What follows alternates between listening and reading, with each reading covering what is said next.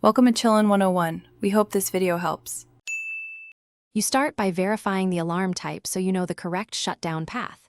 If you see smoke or fire, evacuate now, call emergency services. Once it's only a false alarm and safe, locate the unit and ready a ladder or step stool. Make sure to warn others and open windows for ventilation. If it's battery-powered, you will remove the battery. If hardwired, prepare to use the hush button or cut power at the breaker. Proceed calmly and deliberately. You now stop the noise. Press the hush or silence button first because it's quickest and often resolves nuisance triggers. If silence fails or it's hardwired, make sure power is off at the breaker. Label the circuit if needed. Once power is removed, open the alarm by twisting or unscrewing the base and gently disconnect any connector.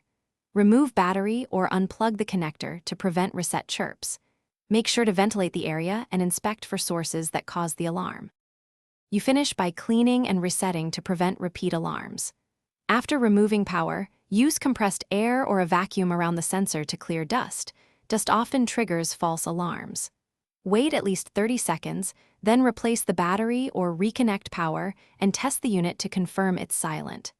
If the alarm still chirps or won't reset, replace the alarm or contact an electrician or fire safety professional, because persistent faults indicate. Thanks for watching. Consider subscribing if we helped you.